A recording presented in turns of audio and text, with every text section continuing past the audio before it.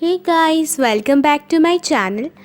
আজকে আমি আপনাদের শেখাবো একদম বাড়িতে মা দিদিমার হাতের তৈরি আলু বেগুন দিয়ে ট্যাংরা মাছের ঝাল। তাহলে চলুন এই রেসিপিটি বানাতে কী কী উপকরণ লাগছে চটপট দেখে নিই। প্রথমেই নিয়ে নিয়েছি ট্যাংরা মাছ, তারপর নিয়ে নিয়েছি আলু, তারপর বেগুন, নিয়ে নিয়েছি একটা গোটা টমেটো, কাঁচা পাকা লঙ্কা, 1 চামচ রসুন কুচি, হাফ চামচ কালো জিরে,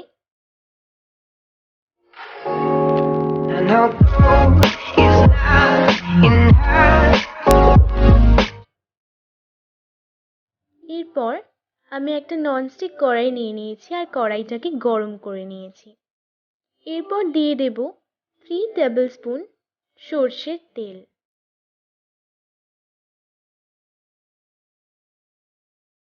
সর্ষের তেলটা হালকা গরম করে নেব। হালকা গরম হয়ে গেলে এর মধ্যে দিয়ে দেব আলুগুলো। এখানে আমি একটা আলুকে 8 ফালি করে নিয়েছি। আলুগুলোকে কিন্তু রান্নার আগে ভালো করে ভেজে নেব। অল্প নুনও দিয়ে দিয়েছি।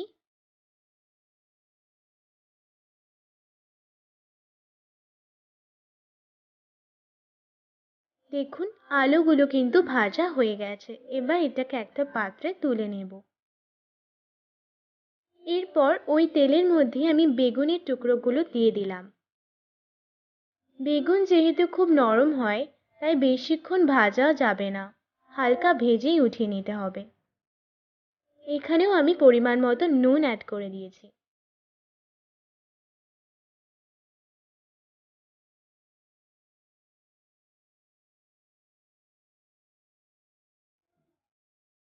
এরপর বেগুনটা যাতে তাড়াতাড়ি ভাজা হয়ে যায় তার জন্য আমি ঢাকা চাপা দিয়ে দেব।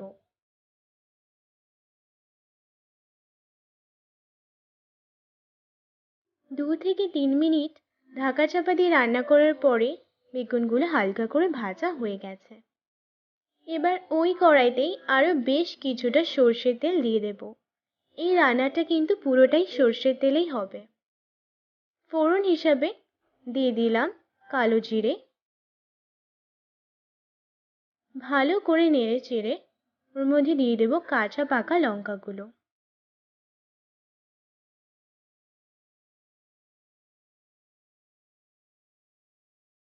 এরপর অ্যাড করে দেব 1 টেবিল স্পুন রসুন কুচি। রসুন কুচিটা ব্রাউন হয়ে যাওয়া পর্যন্ত কিন্তু ভাজতে হবে। রসুন কাঁচা থাকলে কিন্তু ঝালের স্মেলটা একদমই ভালো লাগবে না।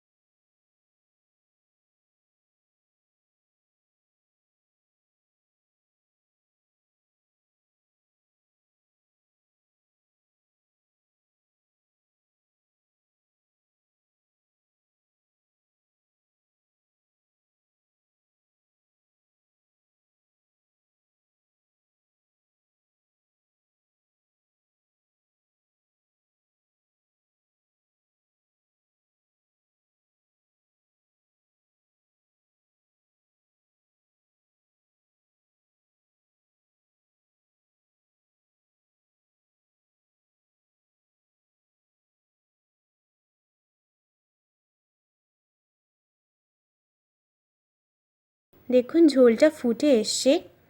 এরপর বেগুনটা দিয়ে দিচ্ছি। বেগুনটা কিন্তু এরকম পর্যায়েতেই দেবেন, আগে দিলে কিন্তু গলে যাবে। ভালো করে ঝোলের সাথে মিশিয়ে দিচ্ছি।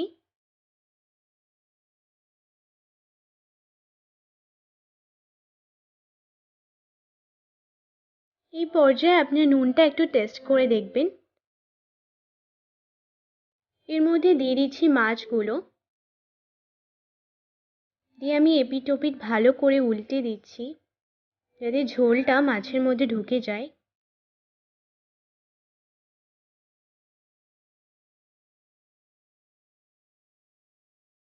এরপর আমি এটা বেশ কিছুক্ষণ রেখে দেব।